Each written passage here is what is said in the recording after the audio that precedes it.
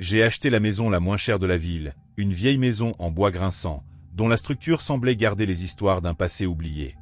L'agent immobilier a évité mon regard lorsque j'ai signé les papiers, comme s'il cachait un secret innommable sous le poids du silence.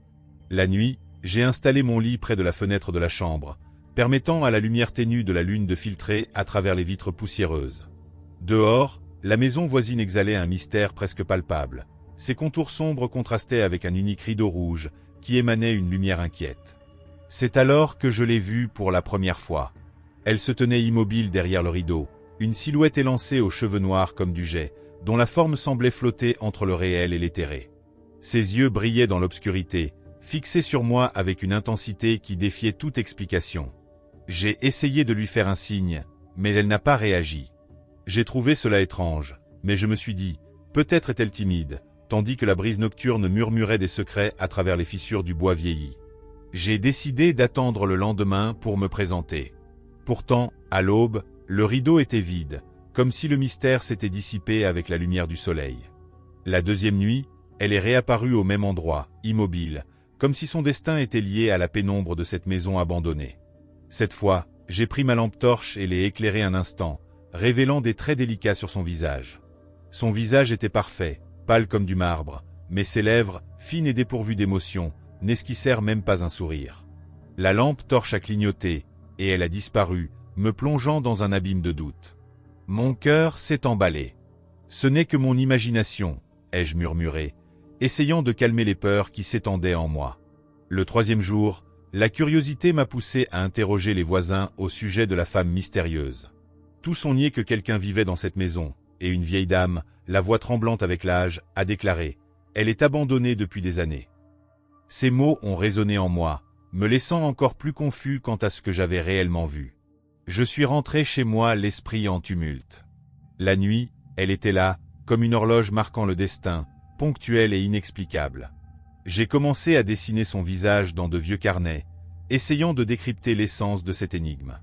J'esquissais ses yeux en amande, la courbe froide et précise de sa bouche, comme si chaque trait pouvait révéler un secret ancestral. Mes nuits se transformèrent en veillées silencieuses. Je l'observais, et elle, invariablement, me regardait en retour, comme si nos destins étaient entrelacés dans un jeu de miroirs. Jusqu'à ce que, une nuit, le rideau bouge légèrement. Elle a levé une main, dans un geste qui mêlait invitation et adieu. Le froid que j'ai ressenti était plus que physique. C'était le présage de quelque chose qui transcenderait la raison. Je n'ai pas pu dormir. Ma chambre, imprégnée de l'odeur de moisi, semblait aussi exhaler le parfum de l'obsession. Je dois m'approcher, ai-je décidé, les yeux fixés sur la maison voisine tandis que le rideau rouge dansait avec le vent nocturne.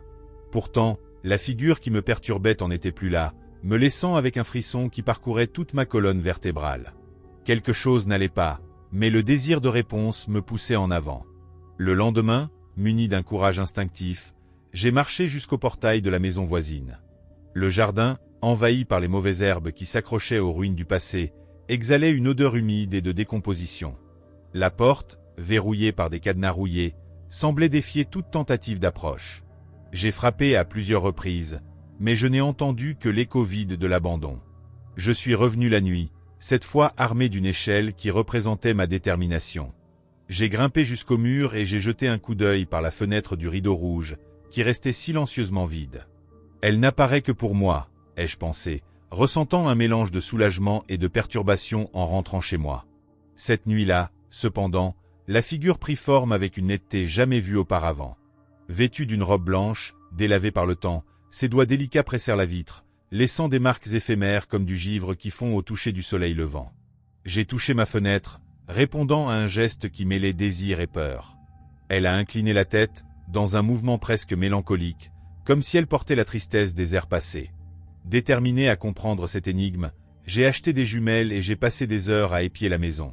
Rien ne semblait anormal jusqu'au coucher du soleil, quand soudain, une lumière intense émergea derrière le rideau.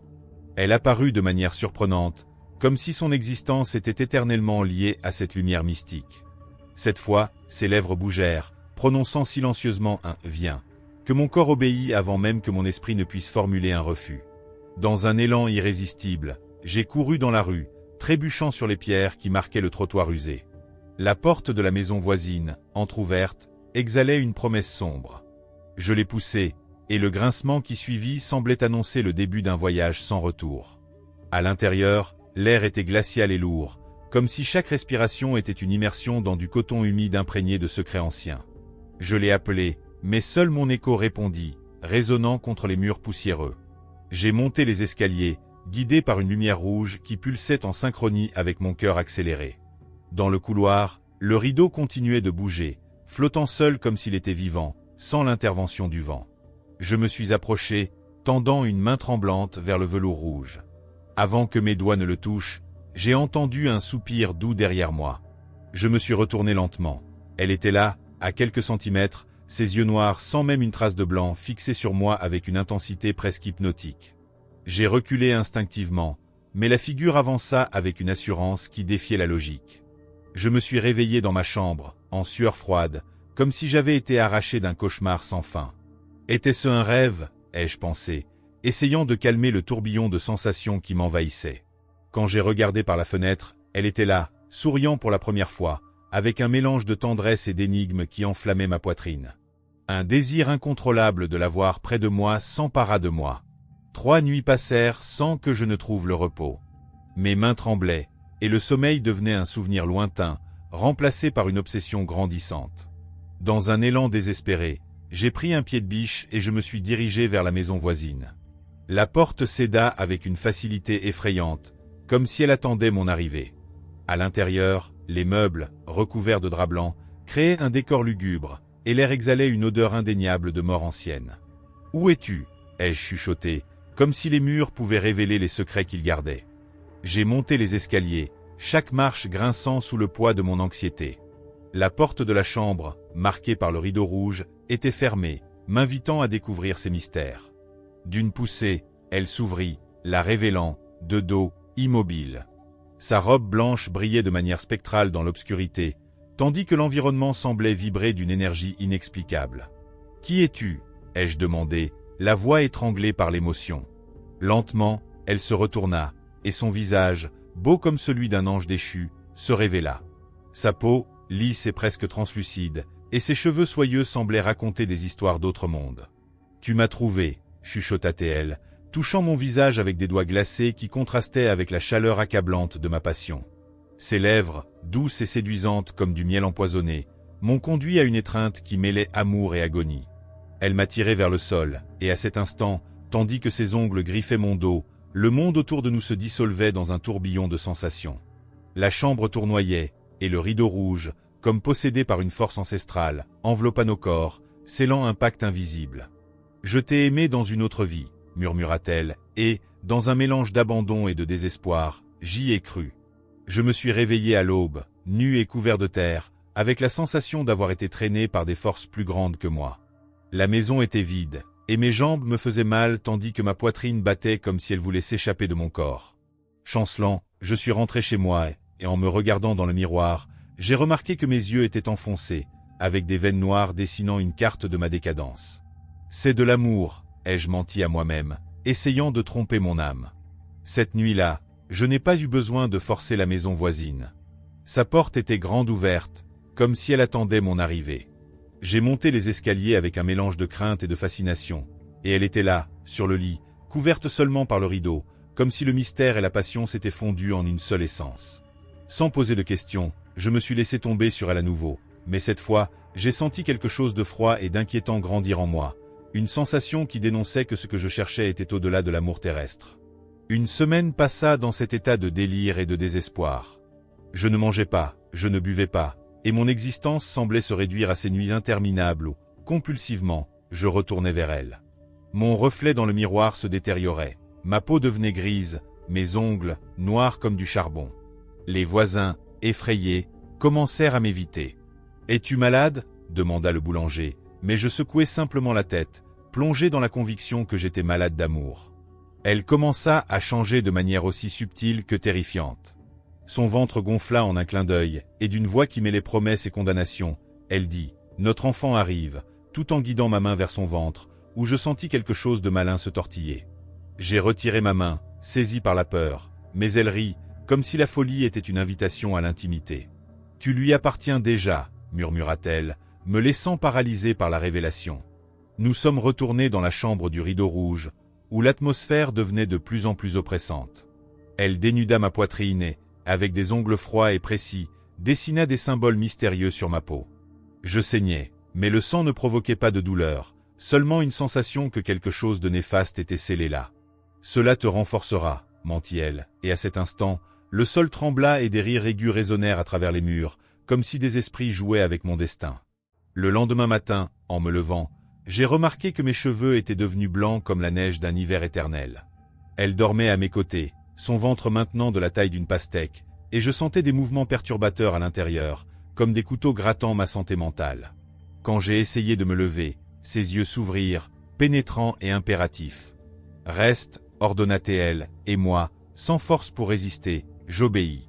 Quand le travail commença, l'horreur se révéla de manière indescriptible. Il n'y avait pas de sang, seulement un silence macabre tandis que son corps s'ouvrait comme un tissu déchiré, et une petite silhouette, grotesque et terrifiante, glissait sur le sol. Ses yeux, d'un rouge pénétrant, et ses dents acérées révélaient que ce n'était pas un bébé ordinaire. « Notre fils », sourit-elle avec une satisfaction sinistre. Le bébé, d'une voix qui mêlait l'innocence d'un enfant à la méchanceté d'un être ancestral, me regarda et gémit. « Papa !» J'ai essayé de fuir, mais mes jambes, lourdes comme du plomb, ne me permettaient pas de bouger.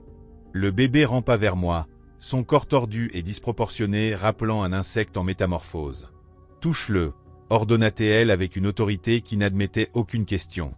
J'ai tendu la main, tremblante et réticente, et en le touchant, j'ai senti sa peau brûler comme du feu. Dans un instant d'horreur indescriptible, il mordit mon doigt, suçant mon sang, et je criai dans un mélange de douleur et d'incrédulité. Elle, avec un regard de triomphe, souleva le bébé, qui avait maintenant grandi jusqu'à atteindre la taille d'un enfant.